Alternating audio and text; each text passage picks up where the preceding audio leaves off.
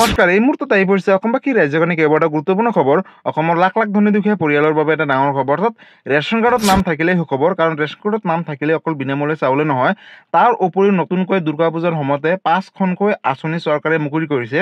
কিন্তু কি আঁচনি কেনেদৰে আবেদন কৰিব সবিশেষ জানিব। লগতে অৰুণোদয় আঁচনি 3.0ক লৈ মুখ্যমন্ত্ৰী ডক্টৰ হিমন্ত বিশ্ব শৰ্মাই কৰিলে বৃহৎ ঘোষণা। অৰ্থাৎ অৰুণোদয় আঁচনি 3.0ৰ টকা কেতিয়া দিব, লগতে কোনে লাভ কৰিব সবিশেষ জানিব। আৰু PM কিষাণ যোজনাৰ 21 নম্বৰ কিস্তিখন কেতিয়া দিব আৰু কোনে লাভ কৰিব।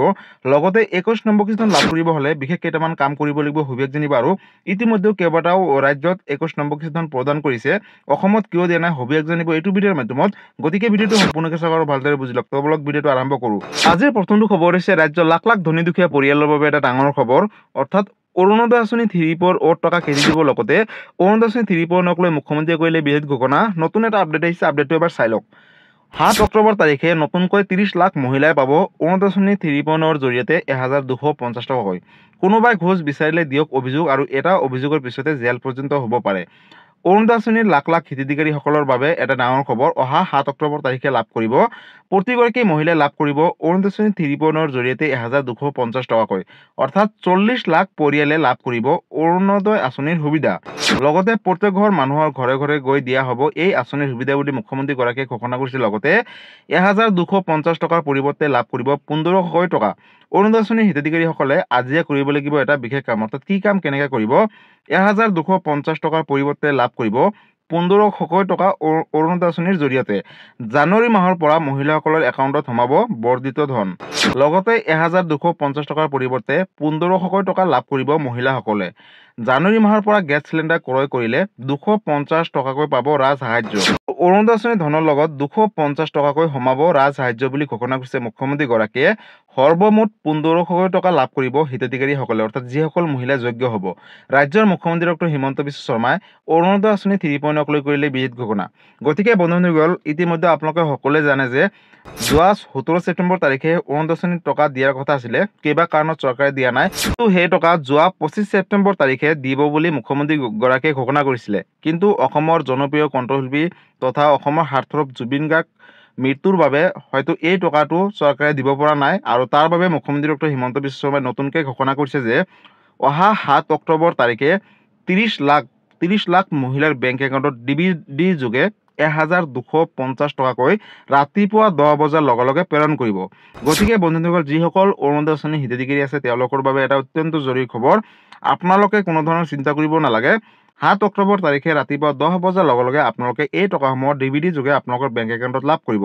লগতে মুখ্যমন্ত্ৰী ডক্টৰ হিমন্ত বিশ্ব শৰ্মাই ঘোষণা কৰিছে যে অহা বছৰত আকৌ নতুনকৈ অৰুণোদয় আঁচনিত 10 লাখ হিতাধিকাৰীসকলক নতুনকৈ নাম অন্তৰ্ভুক্ত কৰিব। অৰ্থাৎ কোনো যোগ্য মহিলা যাতে অৰুণোদয় আঁচনি 3.0ৰ পৰা বাদ নপৰে, নাম কিবা কাৰণত কটা নাযায়, তাৰ বাবে কেইবাটাও সিদ্ধান্ত গ্ৰহণ কৰিছে। গতিকে অৰুণোদয় আঁচনি 3.0ক লৈ এইটো এটা ডাঙৰ আপডেট আছিলে। যদি অৰুণোদয় আঁচনি 3.0ক লৈ কিবা সুধিবলগীয়া বা জানিবলগীয়া আছে, আপোনালোকে মোক কমেণ্ট কৰি জনাব। মই নিশ্চয় ৰিপ্লাই দিবলৈ চেষ্টা কৰিম।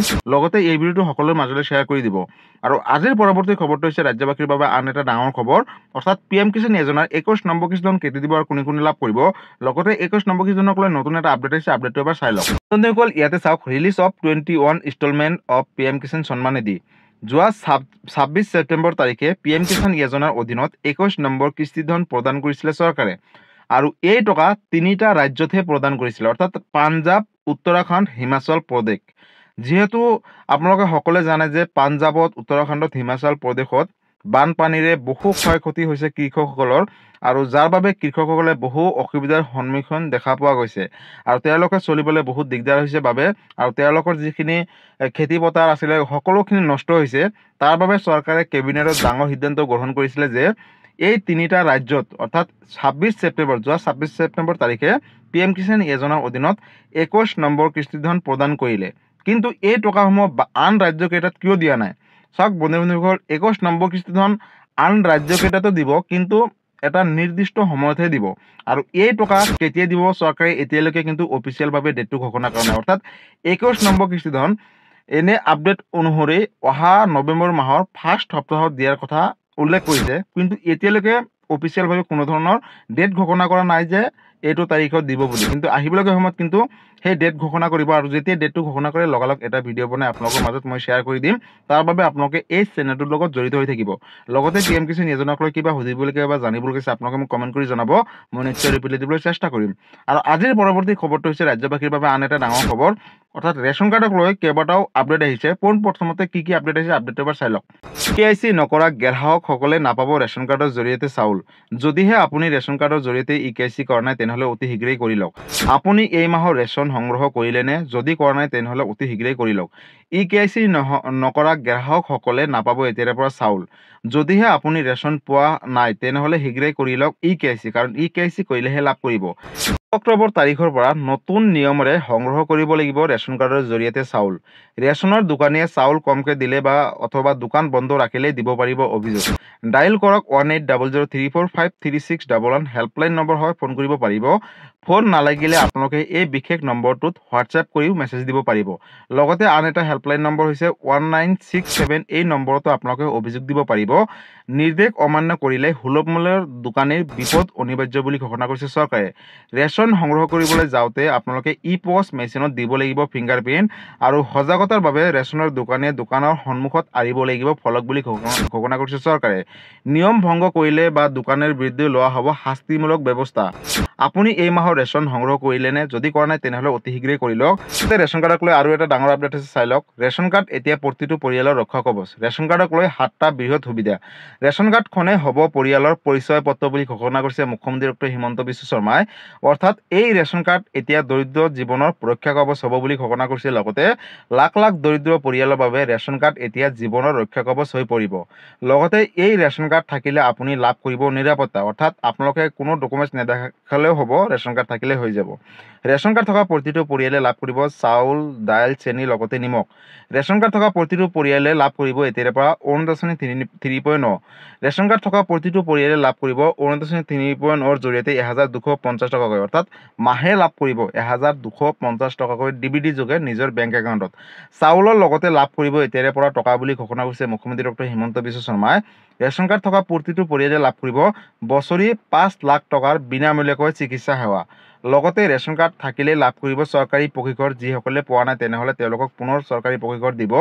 ৰেচন কাৰ্ডখনে হ'ব আয়ৰ প্ৰমাণপত্ৰ। আপোনালোকে আৰু বেলেগ আয়ৰ প্ৰমাণপত্ৰ দেখাব নালাগে, ৰেচন কাৰ্ড থাকিলেই হ'ব।